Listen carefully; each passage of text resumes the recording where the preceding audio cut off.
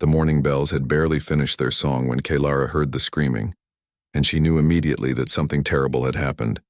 because in 300 years of life, she had never heard that particular sound of pure panic coming from the dragon nesting grounds, and her feet were moving before her mind fully understood what was happening. She ran faster than she thought possible, with her silver hair whipping behind her, and her heart pounding so hard it felt like it might break through her chest. And when she reached the sacred grove where the dragon eggs were kept, she saw a sight that made her blood turn to ice in her veins. The 3 crystalline eggs were gone, and all that remained were the soft moss indentations where they had rested for the past 60 cycles under constant watch, and the guards were standing frozen in shock, with their faces pale as moonlight and their hands shaking as they tried to explain what they could not explain. Kalara dropped to her knees beside the empty nests and pressed her palms against the moss as if somehow she could feel an echo of where her dragons had gone, and the bond she shared with the unhatched young was screaming at her with confusion and fear and distance, and she knew they were still alive, but they were far away and getting farther with every passing moment. How did this happen? And she heard herself asking in a voice that sounded strange and hollow, and the head guard, whose name was Meriden, looked at her with tears streaming down his weathered face. "We do not know," and Meriden said, and his voice cracked with shame, and one moment they were here and the alarms were silent and the wards were untouched, and then the next moment they were simply gone, and it is as if they vanished into empty air. The other elves were gathering now, and their voices rose in a chaos of questions and accusations and fear, because everyone knew what missing dragon eggs meant in their world, and it meant war or demands or ransom, and the political nightmare that would follow when the council discovered that their most precious treasures had disappeared. Kalara stood up slowly and felt the weight of responsibility crushing down on her shoulders, because these eggs had been entrusted to her care, and she was the dragon keeper and the bondholder and the one who had sworn on her life and honor to protect them, and now they were gone. She closed her eyes and reached out through the bond that connected her to the 3 adult dragons who were her companions and her family, and she felt them respond immediately with confusion and growing rage, because they had sensed the disappearance of their offspring, and they were coming fast. The ground began to shake and the trees swayed as 3 massive shapes descended from the sky with wings that blocked out the morning sun, and Thornscale landed first with his scales gleaming like bronze metal, and his eyes burning with a fury that made even the bravest elves step back in fear. Beside him came Mistweaver, whose silver scales rippled like water and whose cry of anguish echoed across the valley, and then Shadowfang, the smallest but fiercest of the 3, who landed with such force that the ground cracked beneath her claws. Kalara ran to Thornscale and pressed her forehead against his massive snout, and felt his rage and pain flowing through their bond, and she knew he wanted to burn the world until he found his young. But she also knew that blind fury would not help them now. The council arrived within the hour, and they came with their ceremonial robes and their stern faces and their endless questions that seemed designed more to assign blame than to find solutions, and Kalara stood before them and answered each question with growing frustration. High Counselor Arundel was the worst, and he paced back and forth with his long white beard swaying, and his voice dripping with accusation, and he asked how such a breach could occur, and whether Kalara had been neglecting her duties, and whether perhaps she was too young and inexperienced for such an important responsibility. The dragons growled at his tone, and Thornscale's tail lashed dangerously close to where the counselors stood, and Kalara had to send calming thoughts through their bond before someone got hurt. Then young Tessa came running from the communications tower, and her face was flushed red from exertion, and her breath came in gasps, and she waved a data tablet above her head as she ran. "A message," and Tessa shouted, "and we received a message, and it is from the humans in Sector 7. The entire assembly fell silent, and Kalara felt her heart skip, because humans were the newest species in the galactic community, and they were strange. Creatures who had only been traveling space for less than 2 centuries, and nobody quite knew what to make of them. "What do they want?" and Counselor Arundel demanded, and his voice was sharp with suspicion. "And how much are they demanding for the return of the eggs?" Tessa looked confused, and she glanced down at the tablet and then back up at the council, and she said something that made everyone stare at her in disbelief. "They are not demanding anything."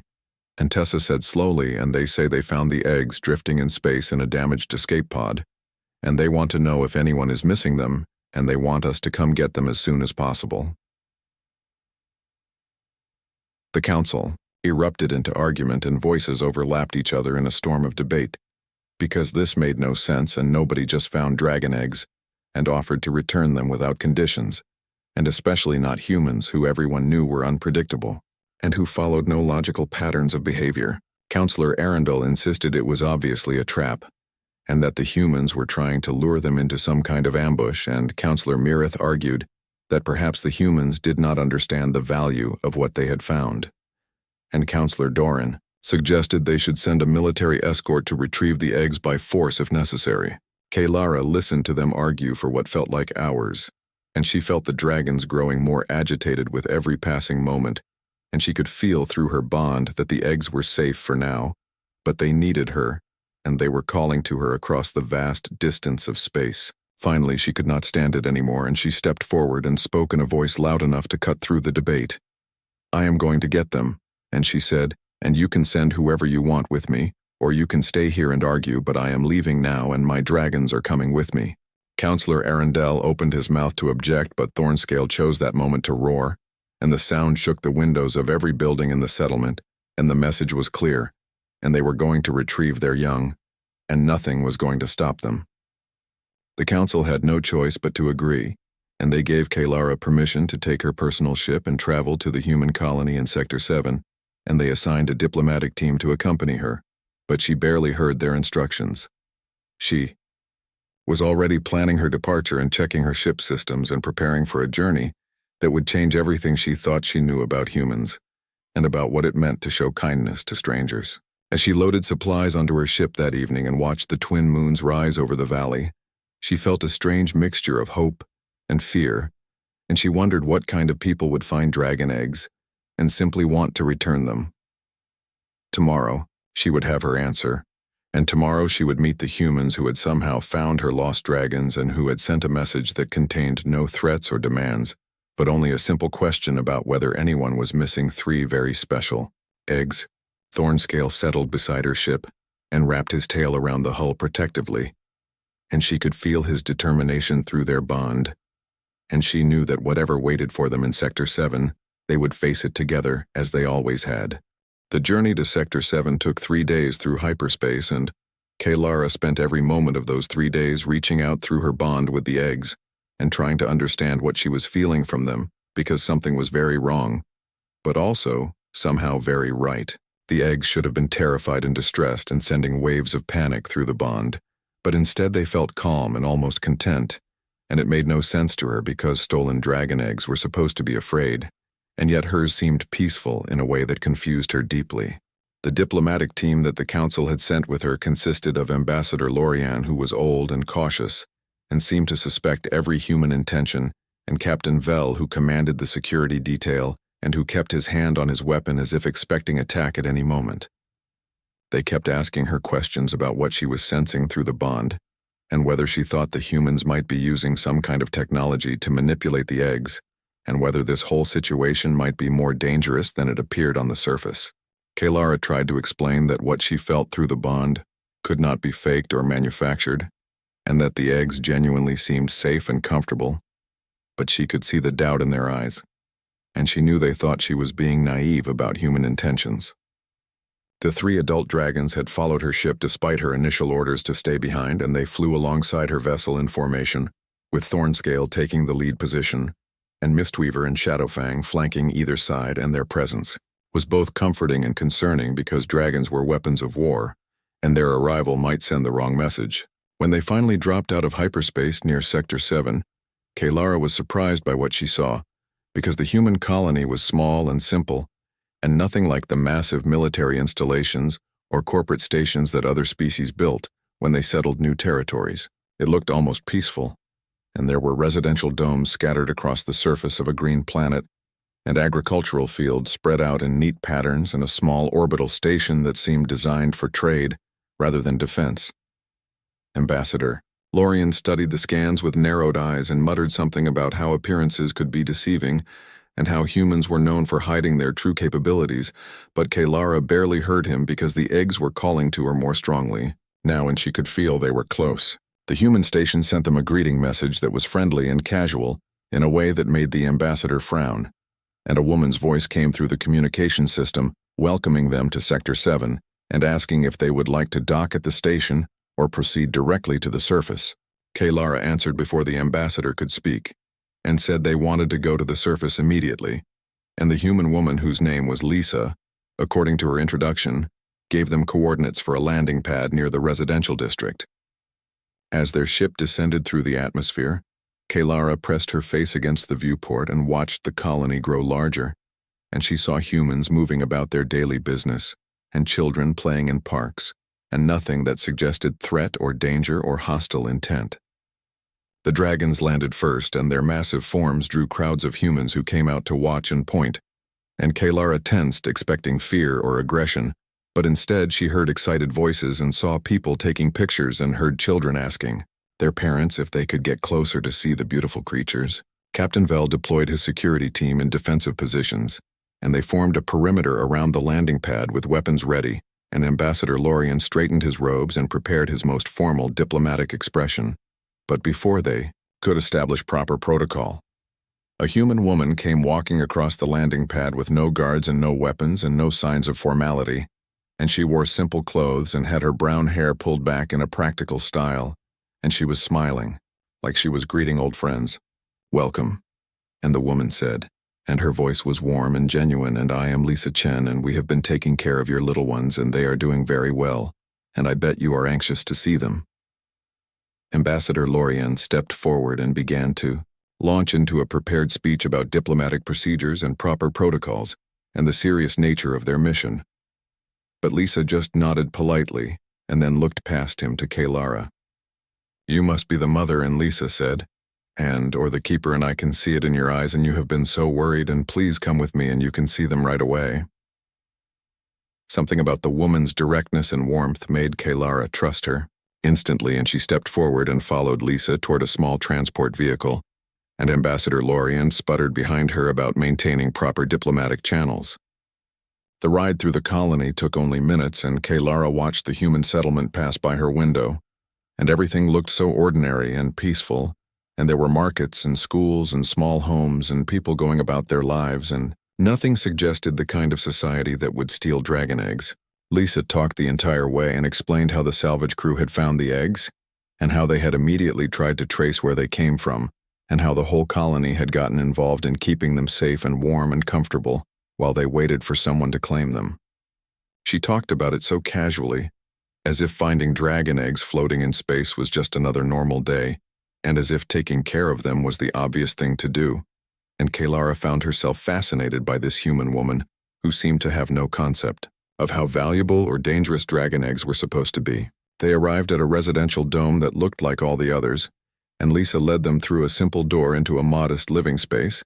and Kaylara stopped frozen in the doorway because of what she saw. Her 3 dragon eggs were nestled in a pile of soft blankets and pillows in the center of the main room, and they were glowing with health and contentment, and curled around them were 2 adult human women and 3 human children, all sleeping peacefully together, like this was the most natural thing in the world. Ambassador Lorien made a choking sound behind her, and Captain Vel's hand went to his weapon out of pure instinct, but Kaylara just stared because this was impossible, and this was not how other species treated dragon eggs, and this was not how anything was supposed to work. The eggs recognized her presence immediately and sent waves of joy and recognition through the bond, and one of the human women stirred and opened her eyes and smiled sleepily up at them. "Oh, good," and the woman said, and her name was Amy, according to Lisa's quick introduction, "and you are here, and the middle one has been asking for you, and I think she knew you were coming." Kaylara felt her legs give out, and she sank to the floor beside her eggs and reached out to touch them with shaking hands, and they were warm and healthy, and the young dragons inside were stronger than they had been when they disappeared, and she could feel through the bond that they had been cared for with genuine love and attention. Lisa sat down beside her and handed her a cup of something hot and steaming, and explained that they had researched dragon egg care and built special heating systems,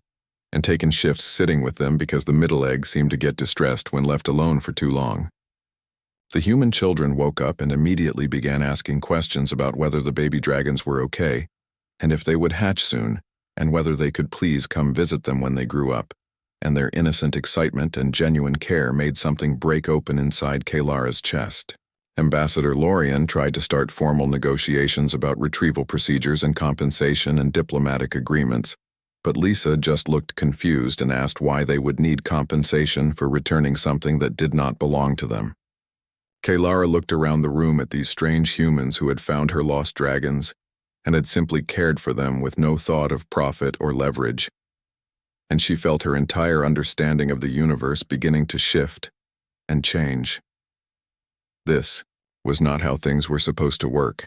and this was not how other species behaved, and this was something new and unexpected and possibly wonderful, and Kalara realized that perhaps her people had been very wrong about what humans were capable of. Kalara sat on the floor of Lisa's home for what felt like hours, and she held her hands against the warm shells of her dragon eggs and felt the life pulsing inside them,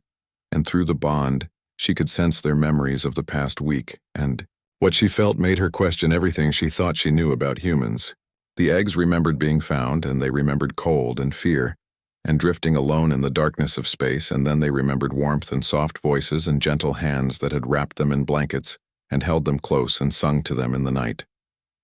Amy brought her more of that hot flower tea and sat beside her and started telling stories about the past week, and her voice was calm and soothing, and she talked about it like caring for dragon eggs was just something you did when you found scared babies floating in space. The middle egg kept crying at night, and Amy said, and she gestured to the egg that was glowing slightly brighter than the others. And so I started sleeping next to her and reading her bedtime stories, and I know it sounds silly because she has not even hatched yet, but my grandmother always said babies can hear you even before they are born. Kalara felt tears sliding down her face, and she could not stop them, because in 300 years of life, she had never heard of anyone outside her own species treating dragon eggs with such care and such genuine affection, and it was breaking something open inside her heart. The human children, whose names were Beth and Connor and little Maya, sat in a circle around the eggs, and they were showing Kalara the drawings they had made, and the stories they had written, and the songs they had learned about dragons, and they asked questions with such innocent curiosity that it made her smile despite her tears. Ambassador Lorien stood near the door, and he looked completely lost and confused, because nothing in his diplomatic training had prepared him for this situation, and he kept trying to insert formal language and proper procedures, but nobody was paying attention to him. Captain Vell had ordered his security team to stand down after realizing there was no threat, and now he stood watching the scene with an expression of wonder on his normally stern face, and Kalara saw him wipe at his eyes when he thought nobody was looking. Lisa explained how the entire colony had gotten involved, and how old Pete from the engineering bay had designed special heating systems, and how the school had made it a science project to research dragon biology, and how the local restaurant owner, whose name was Chen, had debated for hours about whether dragons might like music and what kind would be best. They played classical music mostly, and Lisa said with a smile, but sometimes Beth would sneak in and play her guitar, and the eggs seemed to really like that, especially the smallest one. A knock came at the door, and more humans began arriving, and they came with food and drinks and small gifts, and they all wanted to meet Kalara and tell her stories about caring for the eggs, and each person seemed genuinely happy that the eggs were being returned to their rightful keeper. Nicole arrived with her daughter, and she was the third woman who had been sleeping beside the eggs, and she brought pictures she had taken of the eggs during their stay, and she had documented everything carefully so Kalara would know exactly how they had been cared for. "Your babies were perfect guests," and Nicole said, and her eyes were red as if she had been crying. "And we are going to miss them so much, but we are so happy you found them and they belong with you." Kalara realized with a start that these humans were sad to see the eggs leave, and they had formed genuine attachments to creatures they had only known for a week.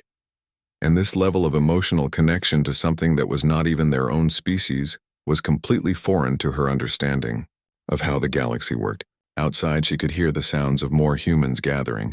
and Lisa explained that word had spread through the colony that the Dragon Keeper had arrived, and people wanted to see the dragons and welcome them properly, and she hoped that was okay. Thornscale had been waiting patiently outside, and now his massive head appeared at the window, and his golden eyes found Kalara, and she felt his question through their bond, and he wanted to know if the eggs were truly safe, and if these humans could be trusted. She stood up slowly and walked to the door and stepped outside into the afternoon sunlight.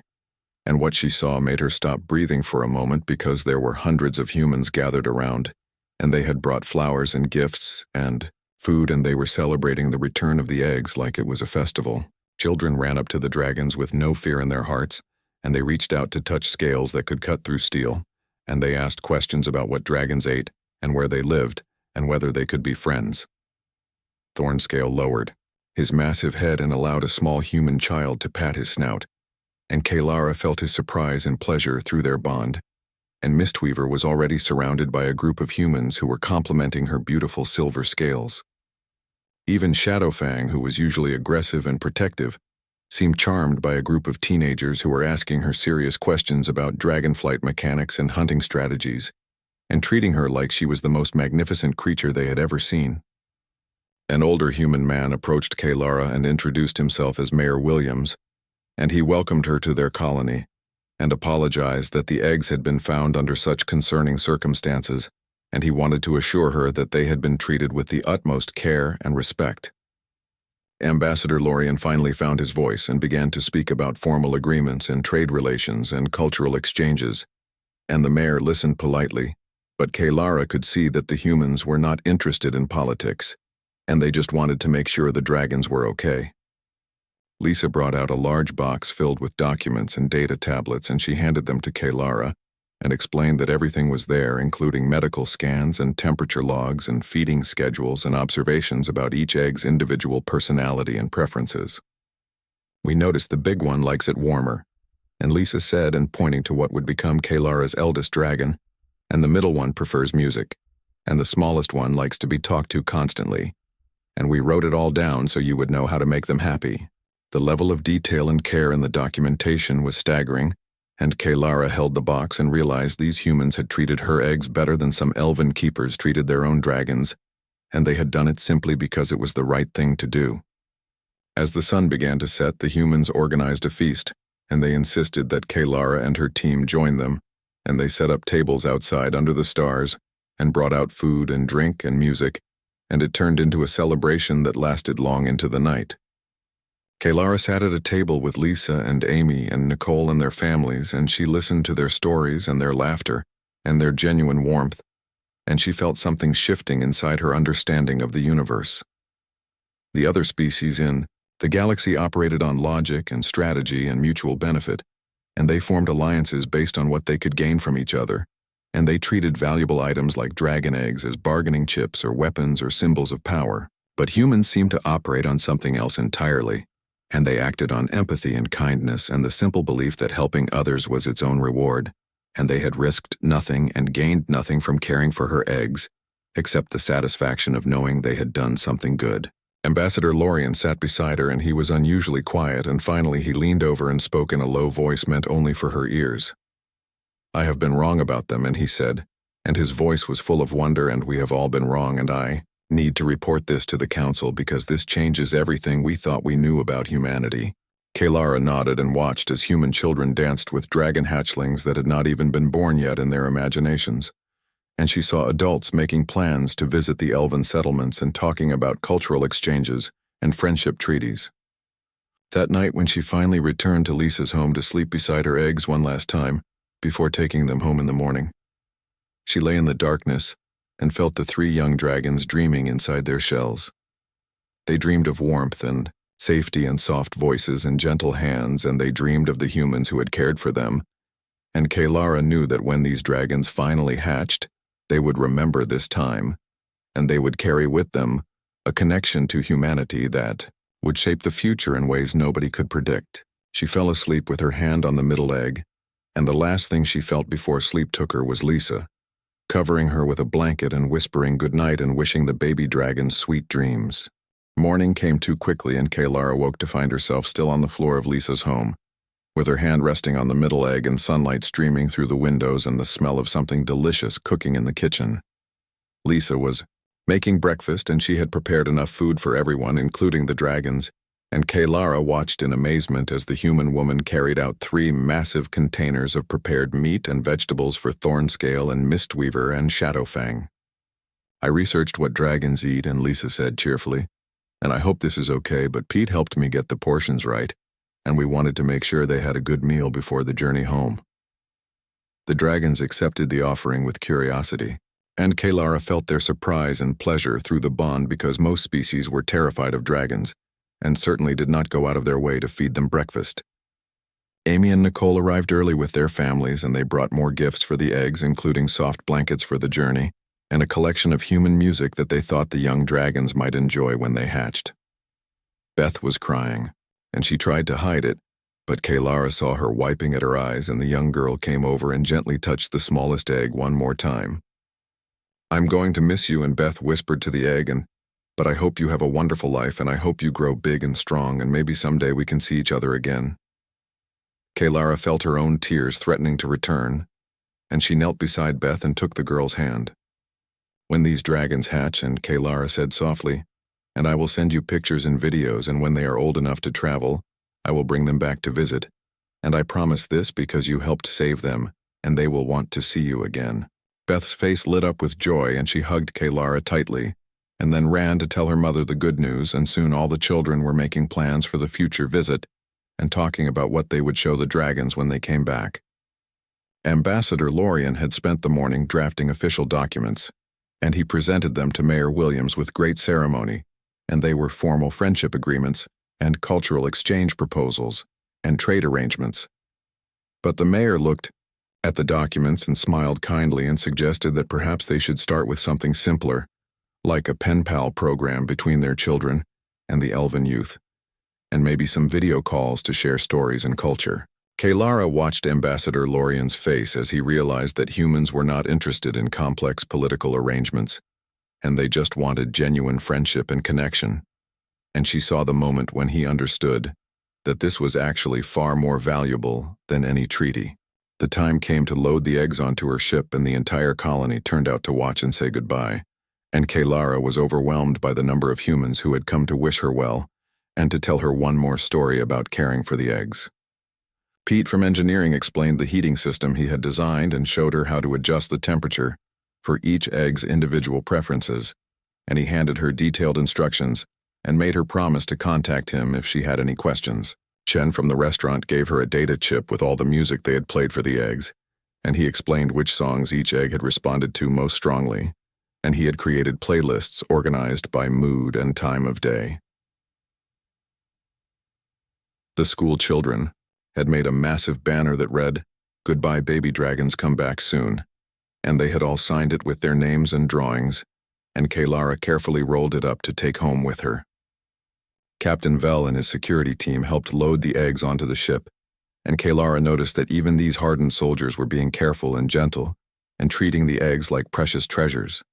and she saw more than one of them wipe away tears. Lisa walked with Kalara back to the ship, and they stood together in the morning sunlight, and for a long moment neither of them spoke because there were too many feelings and not enough words. "Thank you," and Kalara finally said, and her voice was thick with emotion, "and thank you for caring for them and for showing me that there is still goodness in the universe,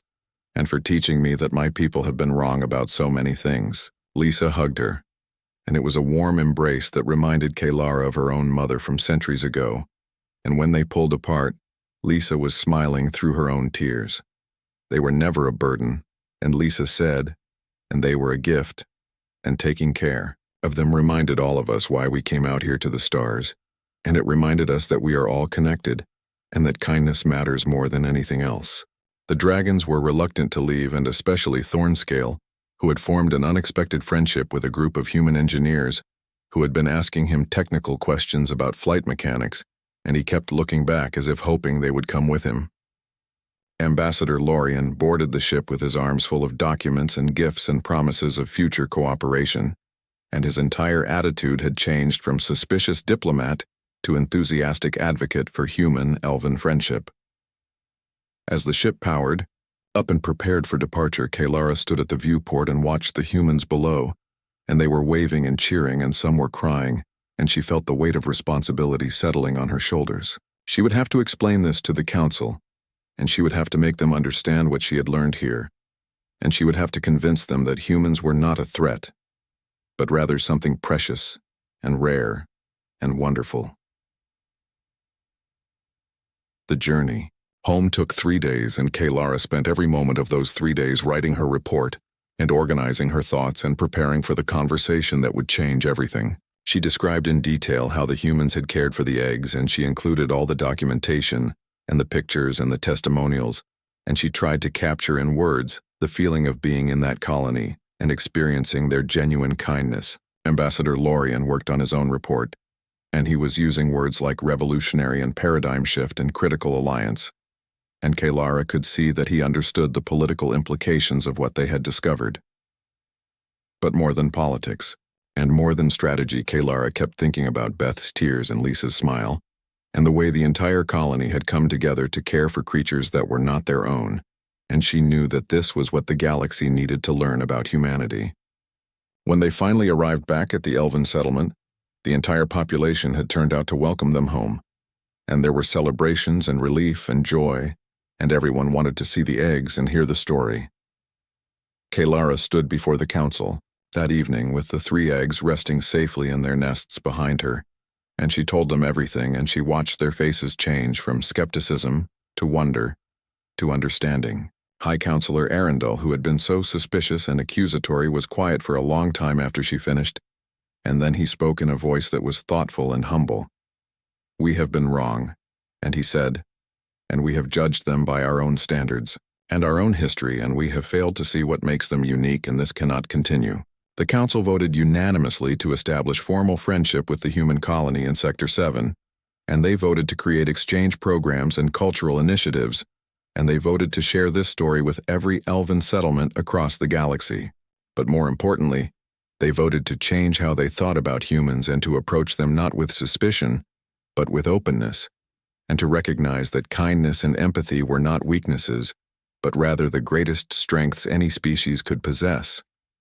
That night, Kaylara sat beside her eggs in the sacred grove, and she played the music that Chen had given her,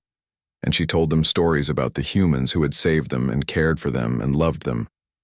Through the bond, she felt the young dragons, listening and learning and remembering, and she knew that when they hatched,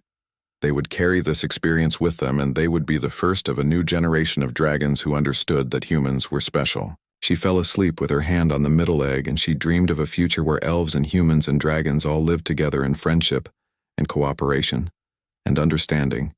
And in her dream, she saw Beth all grown up visiting the settlement and meeting the dragons she had helped save. It was a good dream, and for the first time in a week, Kaylara slept peacefully, knowing that her eggs were safe and that the universe was perhaps a little bit better than she had thought it was. 6 months passed like a gentle river flowing toward the sea, and Kaylara kept her promise to send pictures and videos to the humans in Sector 7,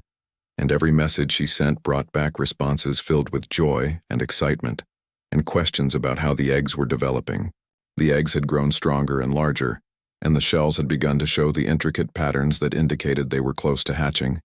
and Kaylara could feel through the bond that the young dragons were becoming more aware and more curious about the world they would soon enter. Beth sent messages almost every day, and she told Kaylara about school and her guitar lessons, and how she had started a club dedicated to learning about dragon culture and elven history, and the club had 20 members now, and they were all planning to study xenobiology when they got older. Lisa and Amy and Nicole sent care packages filled with human items and books and music and strange little gifts that made Kaylara smile, and they wrote long letters about life in the colony and how everyone still talked about the dragons and asked when they might visit again. The Elven Council had been busy establishing formal connections with human colonies across multiple sectors, and Ambassador Lorien had become something of an expert on human culture, and he traveled constantly between worlds, spreading the message that humans were allies worth knowing.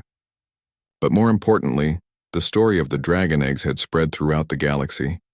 and other species had begun to pay attention and to question their own assumptions about humanity,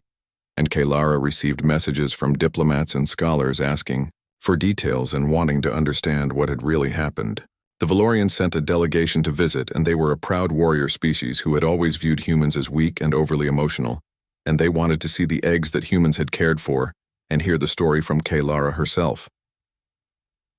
She told them everything, and she showed them the documentation and the gifts and the messages, and she watched their faces as they struggled to understand why anyone would care for another species' offspring without demanding payment or leverage. One of the Valorian warriors, whose name was Commander Thax, asked the question that Kalara had been expecting. What did they gain from this? And Thax asked, and his voice was genuinely confused, and what strategic advantage did caring for your eggs provide them? Kalara smiled and repeated the words that Lisa had spoken to her that first day. They gained the knowledge that they helped someone who needed help, and that is what they value most, and not power or advantage or political gain, but simply the act of being kind. Commander Thax was quiet for a long time, and then he said something that surprised her. Perhaps we have been fighting the wrong kind of battles, and he said, and perhaps strength is not only about weapons and armies, and perhaps the humans understand something that we have forgotten. The Kelthans came next, and they were a logical, analytical species who made decisions based on careful calculation and probability, and they wanted to study the situation like a scientific problem and find the rational explanation for human behavior. But after 3 days of interviews and analysis and reviewing every piece of evidence, their lead researcher, whose name was Scholar Mirax, admitted that she could not find a logical explanation that fit standard models of behavior. They acted on emotion and empathy, and Mirax said, and her voice held a note of wonder, and they made decisions that prioritized the well-being of creatures they had never met over their own convenience and comfort. And by all our models,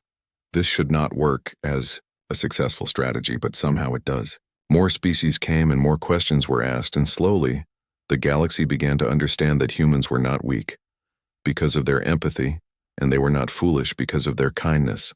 and they were actually demonstrating a form of strength that most species had never considered. Then one morning, Kalara woke to find the middle egg rocking gently, and she felt through the bond that the hatching was beginning, and her heart raced with excitement and nervousness, because this was the moment she had been waiting for. She immediately sent a message to Lisa and to Beth and to everyone in Sector 7, and she set up a video call so they could watch the hatching in real time even though they were light years away. The humans appeared on her screen, and she could see they had gathered in Lisa's home, and there were dozens of people crowded around watching, and their faces were filled with anticipation and joy. The middle egg cracked first, and a small webbed claw pushed through the shell, and then a snout appeared, and then with a final push, a tiny dragon emerged, and she was beautiful with scales that shimmered like copper in the sunlight. The baby dragon looked around with wide, curious eyes and made a small chirping sound, and through the bond, Kalara felt her confusion and wonder and hunger for life.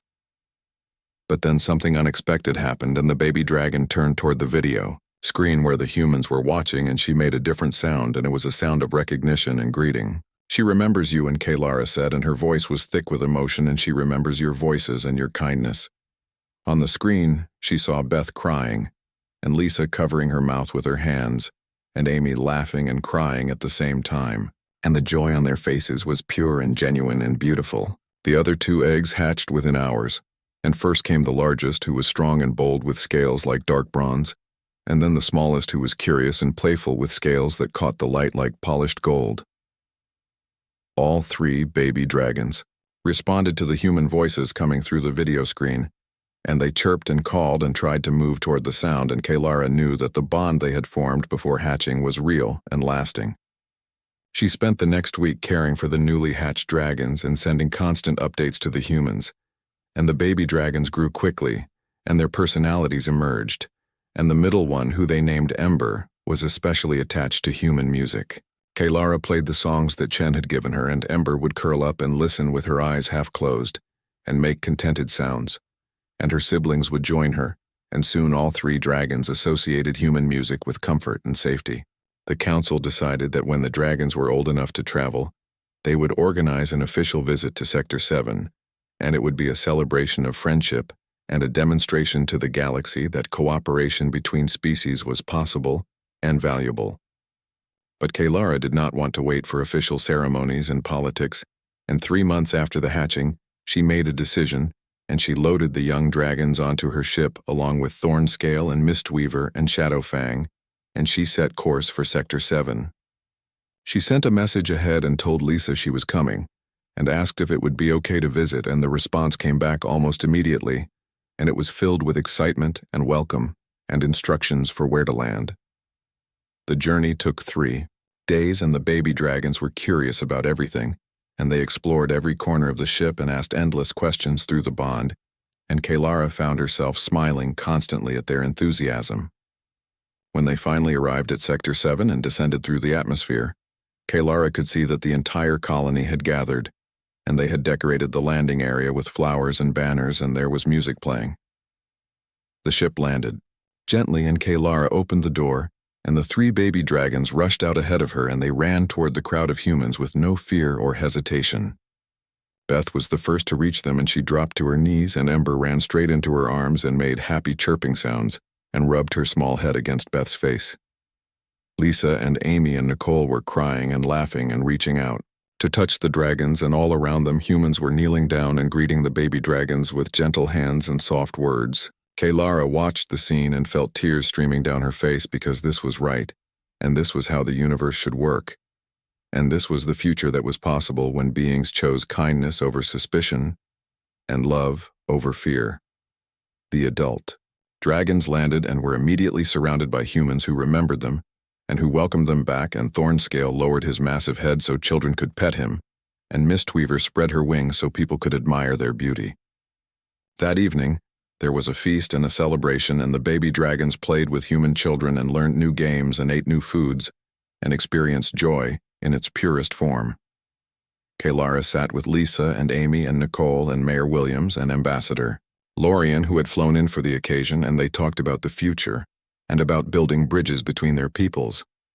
But more than politics and more than treaties, they talked about friendship and about how 3 lost dragon eggs had changed everything and had taught the galaxy a lesson about what really mattered. The baby dragons fell asleep that night, curled up with Beth and Connor and Maya and other human children, and Kalara looked at them and knew that this was the beginning of something beautiful. She had set out to retrieve stolen eggs, and instead she had found something far more valuable,